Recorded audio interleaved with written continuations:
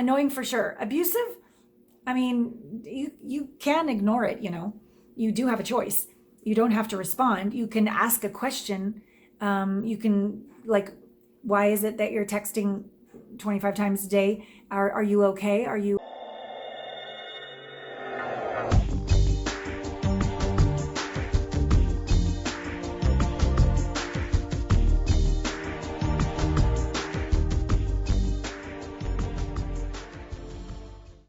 Hello there, Allana Pratt here, intimacy expert and host of the podcast Intimate Conversations, with your very valid question.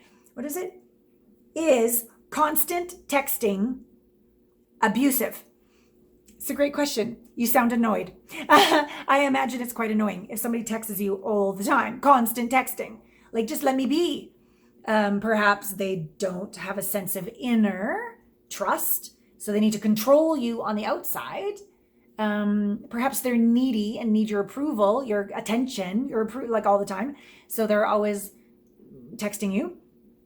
So yeah, annoying for sure. Abusive, I mean, you can ignore it, You do have a choice. You don't have to respond. You can ask a question. You can, like, why is it that you're texting 25 times a day? Are you okay? Are you afraid? Is it something we need to speak about? I'd love to talk more about this so that you have your needs met. Like, talk about how you like to value, what kind of communication do you value, etc. There's a lot of communication you could say as well. And there's also a way of reading underneath the lines of these texts that might be coming all the time at you. Is it that you have been ignoring them? Is it that you have not communicated about something and they're accurately assessing that you're pulling away? It could just be that they're a hot mess, right? But if it's somebody in your life that you care about, read between the lines, feel underneath the text, and see if you can be generous, kind, and just say, hey, I'm noticing that there's a lot of text coming through. Is there something you need to let me know kind of underneath these communications? Have I not been present with you? Have I not made you feel safe or valued? You can go right to the core and communicate with people about this rather than staying more on the surface and just being annoyed by all these texting. And often when we have these deeper conversations, one of the reasons people don't have these deeper conversations is that they can lead to an action. Because when you find out what's really deeply true for another and what's really deeply true for you, you might find that this is not a match. This was a wonderful growth opportunity, no mistakes, no regrets, but it might be time to bless and release each other because it's a mismatch out of alignment with values, right? You might have to risk facing that.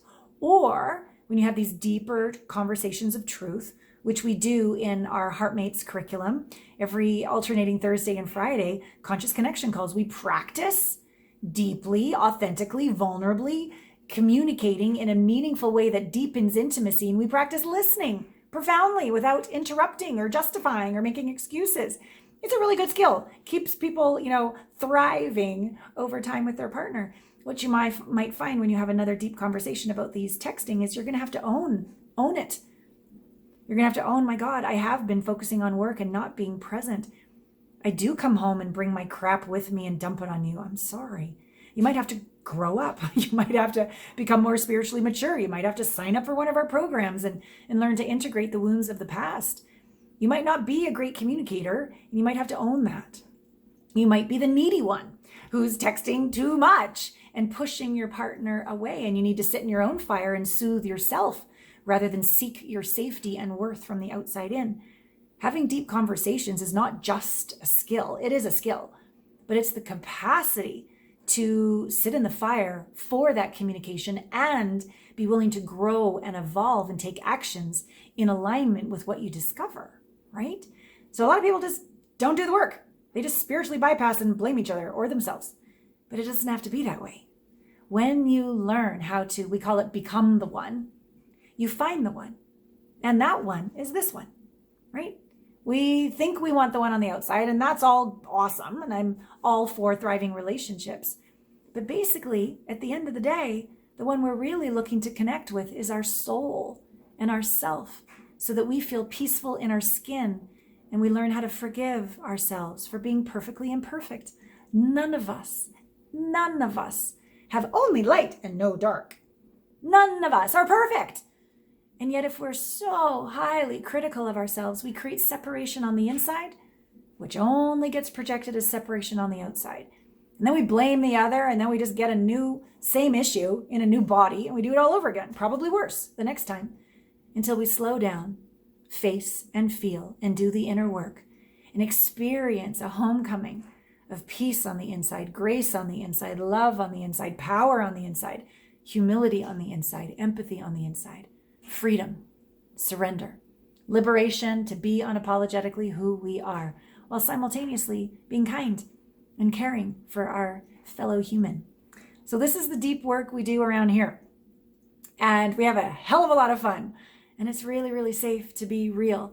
And the community is amazing. And while we're not a hookup community, people fall in love. And relationships that have been kind of on the, wobbly, they get stronger. We all grow and ascend together. And every so often, a relationship that's meant to complete does so with kindness and consciousness, rather than destroy it with an affair and hurt each other and then have an excuse to leave. It doesn't have to be that way. It can be brave. And it can be such a gift to the rest of the community to watch you be brave and with an open heart, be grateful for one another and bless and release each other. So all these different reasons, we are a conscious communication or conscious community who practice conscious communication.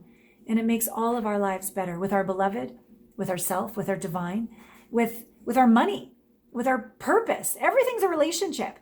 And if you can have that intimate relationship with your money, you'll be amazed how it grows. It feels seen and heard. And as you manage it better, etc., money grows. When you communicate with your purpose, like your deep soul's reason for being, your unique genius, as opposed to just like a job title, you'd be amazed at how this energy of aliveness to show up and give your gifts starts pulsating through you. It's all intimacy. And that's what we're about. So I look forward to getting to know you. You can go to alanapratt.com/connect and register for an intimacy blind spot breakthrough call to really support you in getting even more of your power back and taking steps to integrate whatever might be sabotaging you or making you feel isolated, even if you're waking up and going to sleep beside somebody. Sometimes those can be the loneliest times, right? And so we support you with all of it, whether you're single or in relationship. Thank you for your question. All my love.